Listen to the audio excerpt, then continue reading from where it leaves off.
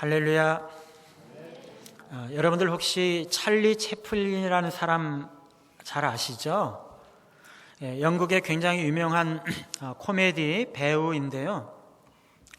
하루는 이 찰리 채플린이 잠시라도 머리를 식힐 겸 해가지고 여행을 떠났어요. 시골길을 가고 있었는데요. 어떤 한 작은 동네에 도착을 했는데 거기 보니까 플래카드가 붙였는데 채플린 흉내내기 대회, 이렇게 이 플래카드에 써 붙였어요.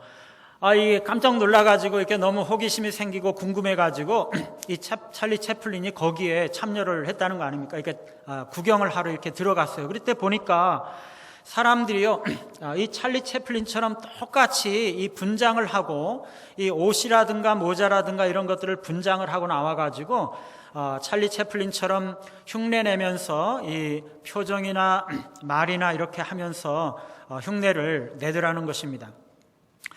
그래서 이런 모습을 보면서 이 채플린이 너무 재미있고 또 장난기가 발동을 해가지고요, 자기의 신분을 속이고 자기도 참가하겠다고 그래가지고 거기 나와서 참가를 했어요.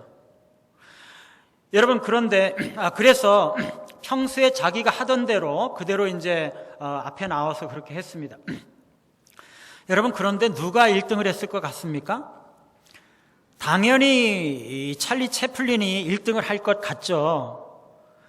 그런데 심사 결과는요, 너무나 재미있게 나왔는데 이 놀랍게도 찰리 채플린이 1등을 한 게 아니고요, 겨우 그 대회에서 3등을 했습니다. 3등. 그 작은 마을에 그 대회에서 진짜 찰리 채플린보다도 더 채플린답고 더 연기를 잘하는 그런 사람이 2사람이나 더 있었다는 거예요.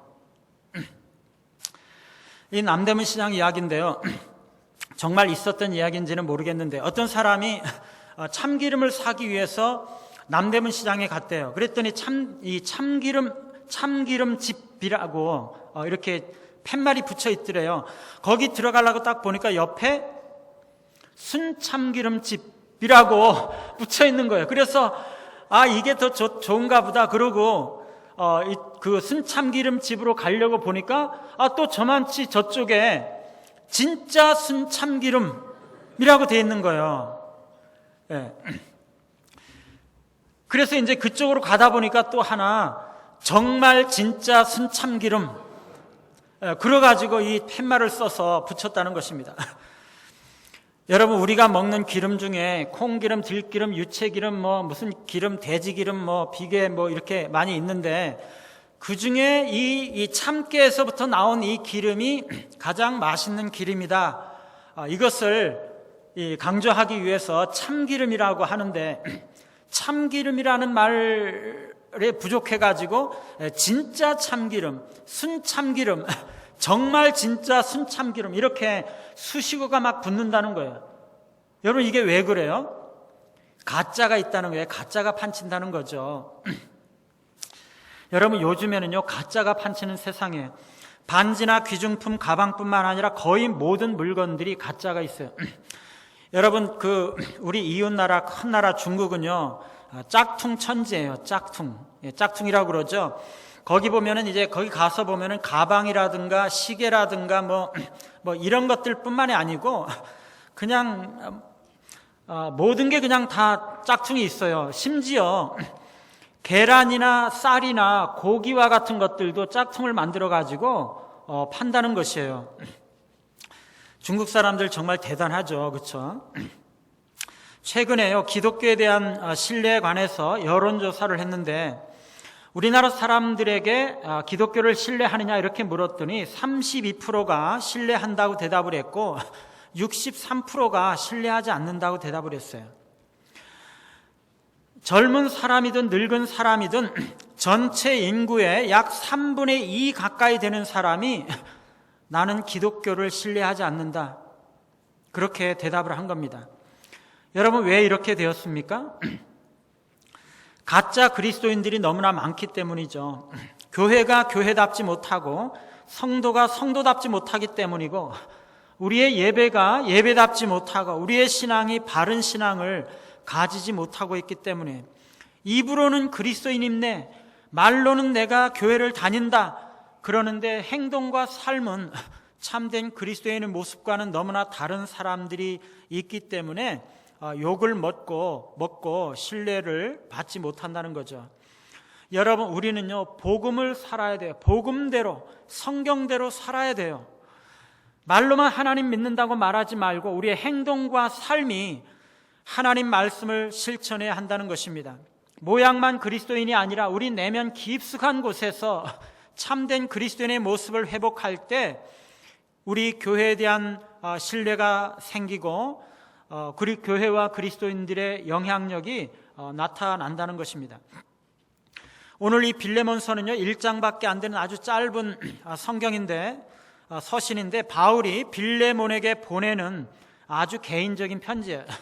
빌레몬은 골로새에 살고 있었던 사람인데요, 골로새 알죠? 골로새서가 쓰여진 그 골로새인데, 이 바울이 전도 여행을 하면서 골로새에 들러서 이렇게 전도를 하는데 그 중에 빌레몬이 예수를 믿고 그 가족들이 다 예수를 믿고 이제 신앙생활을 하게 된 사람이 이 빌레몬이에요. 근데 이 빌레몬이요, 자기 가족들이 다 예수를 믿었을 뿐만 아니라 그 자기 집에서 교회를 하게 된 것이에요. 그래서 사람들을 이 주일날 이렇게 데려다가 이렇게 예배를 드리고 그러면서 마치 자기가 목회자인 것처럼 그런 역할들을 하면서 이 교회에서 예배를 드리던 그런 사람이 이 빌레몬이에요. 근데 이 빌레몬은요, 굉장히 부유하고 그랬던 사람인데 이 여러 사람들이 모여서 예배를 드릴 만큼 큰 집이 있었고요.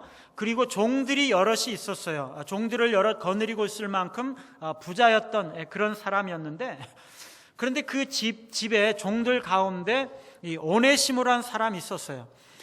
당시에 이 종들은요, 아주 무지했고 배우지 못했고 굉장히 천박했고 스스로도 천하게 그렇게 행동을 했어요. 완전히 야만인 취급을 야만스럽게 아주 취급을 받았고 스스로도 그런 상태에 있었던 것이 그 로마 시대의 종들입니다. 그런데 이 빌레몬은요, 아주 인격적인 사람이어서 오네시모라는 그 종에게 아주 친절하게 대하면서 이 사람을 아주 잘 끌어올리려고 노력을 많이 했어요. 그런데 그래서 아주 친절하게 많이 대했는데 이 오네시모는 그게 너무 부담스러운 것입니다. 그래서 그는 이 주인의 친절을 잘 받아들이지 않았어요. 그런데 그렇게 주인이 친절하게 대했는데도 불구하고 이 오네시모가 어느 날은 주인의 돈을 훔쳐가지고 로마로 도망을 가는 것입니다. 이 당시의 로마는 전 세계의 수도라고 말할 수가 있는 것이죠. 온 세계에 있는 사람들이 다 모여서 살고 있는 그런 곳에 이 사람들이 엄청나게 이렇게 많이 몰려있는 그런 곳에 가서 살면 내가 돈을 훔쳐서도 사람들에게 들키지 않고 감찰관에게 들키지 않고 잘 숨어서 살 수 있겠다, 이렇게 생각을 하고 오네시모가 이 로마에 가서 숨어서 사는 것입니다.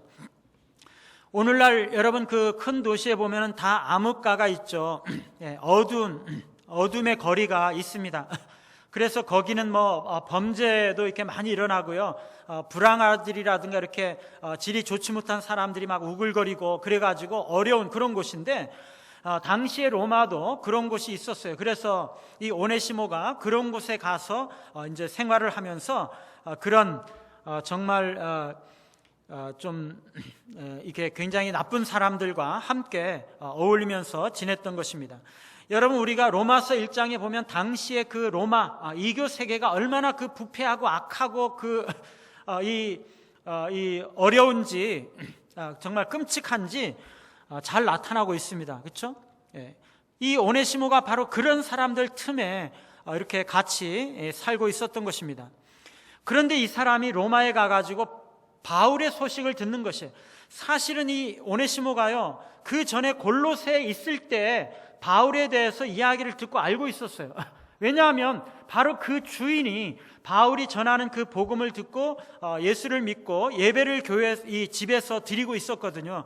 그런데 이 사람은 주인에 대해서도 마음을 안 열고 있었고 바울과 바울이 전하는 복음에 대해서도 마음을 안 열고 관심이 없었어요. 그런데 이 사람이 로마에 가가지고 아무도 아는 사람이 없고 아무도 의지할 사람이 없는 그 로마에 가서 바울이 이제 와서 이제 설교를 한다, 그런 이야기를 들으니까 괜히 이제 호기심이 생기는 거예요. 궁금한 거예요. 내가 알고 있는 이 세상, 이 로마에서 알고 있는 유일한 그 이름, 바울이라는 사람 이름을 한 사람 아는데 그 사람이 와서 이제 이게 설교를 한다고 그러니까 궁금증이 생겨가지고 이 사람이 바울이 있는 감옥에 찾아가서 바울의 설교를 듣게 됩니다.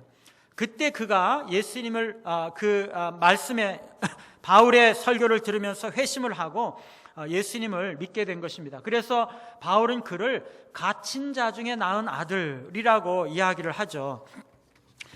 여러분, 그런데 이 오네시모가요, 왜 로마로 갔을까요? 왜 로마로 갔을까요? 그가 바울을 만나기 위해서, 그가 바울을 통해서 하나님을 만나기 위해서 로마로 간 거예요. 하나님은요, 이 오네시모를 구원하기 위해서 그의 범죄를 사용하신 거죠. 만약에 이 오네시모가 주인의 돈을 훔치지도 않고 그냥 주인의 집에 계속 살고 있었더라면 평생 예수님을 만날 기회가 없었을지도 몰라요. 그런데 그가 돈을 훔침으로 인해서 이제 도망을 가서 어디로 가야 될까? 이 로마로 가고, 그래서 바울의 소문을 듣게 되고 바울을 찾아감으로써 복음을 듣게 되고 하나님을 만나게 되는 것입니다. 예. 이 사람이 로마에 와서 살면서는 자기의 죄로 인해서 굉장히 두려운 마음을 가지고 살았어요.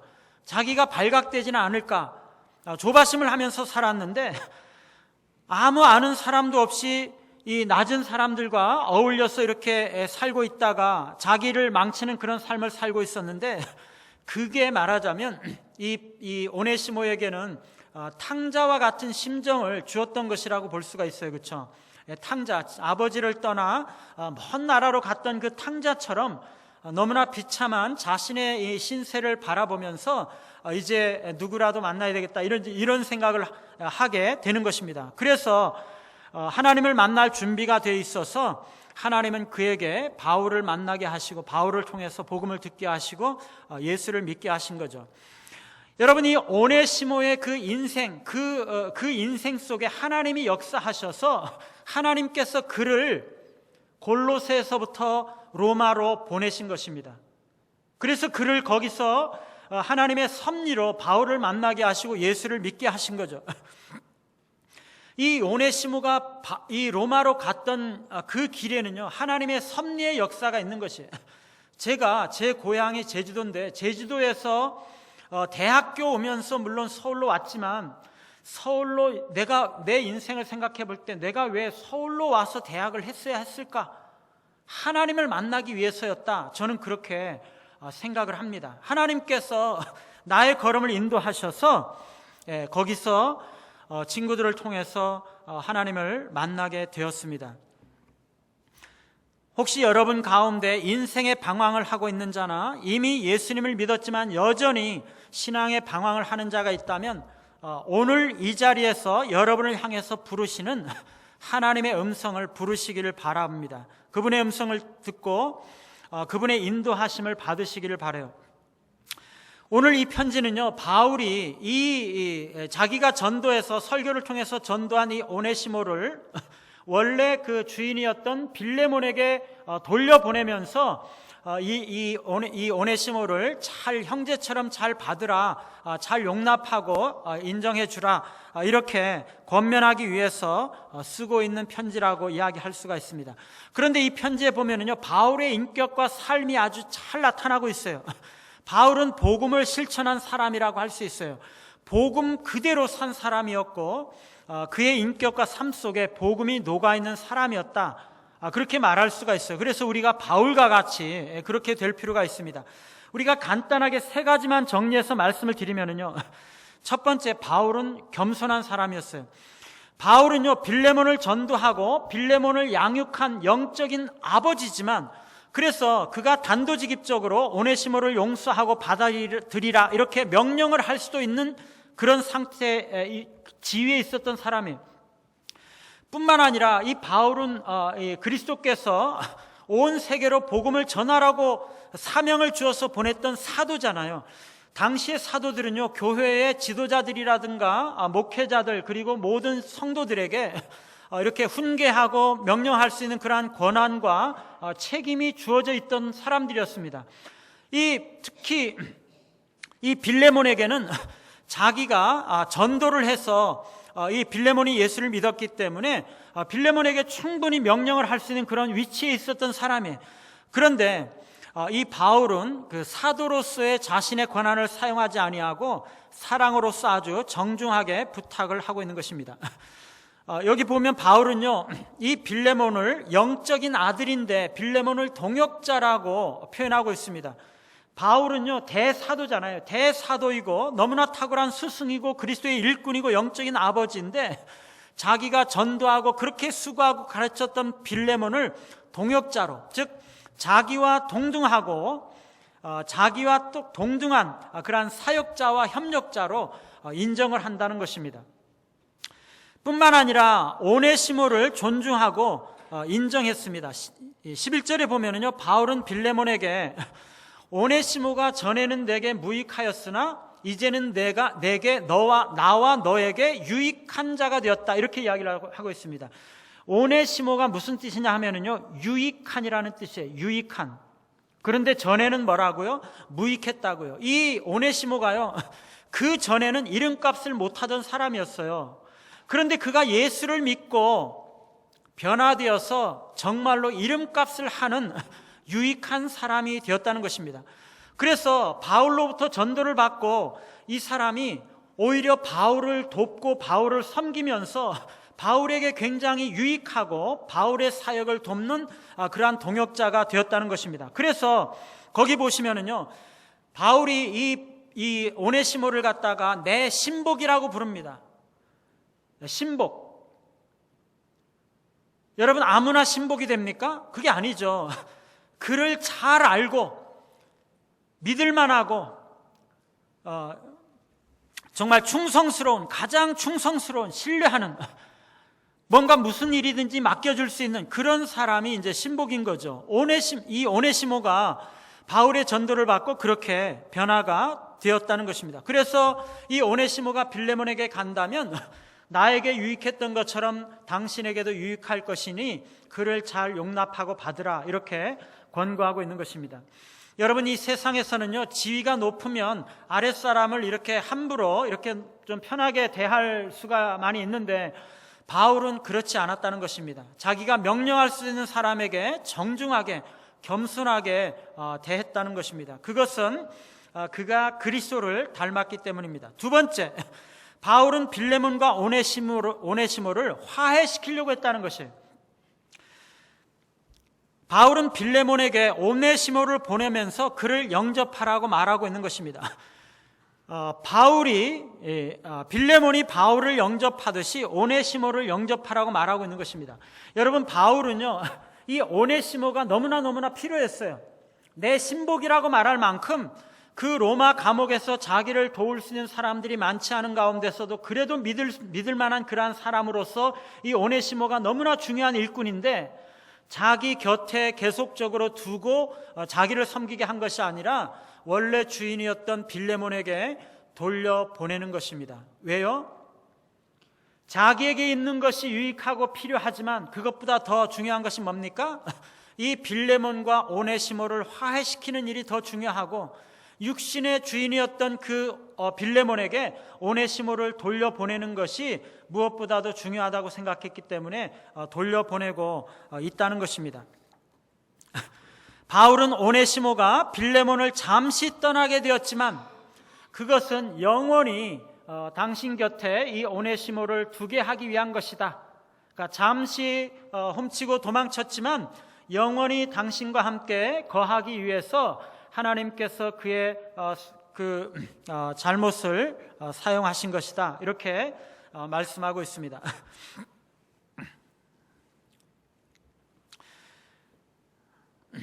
여러분, 복음은요, 화해시키는 거죠. 화해하는 거죠. 복음은 우리가 예수를 믿고 복음을 믿었으면은요, 하나님과 화해가 되는 것이에요. 전에는 우리가 하나님과 원수가 되었지만 이제는 하나님과 화해가 되고, 뿐만 아니라 다른 사람, 서로 화해하지 못하는 그런 사람들을 화해시키는 것이 복음입니다.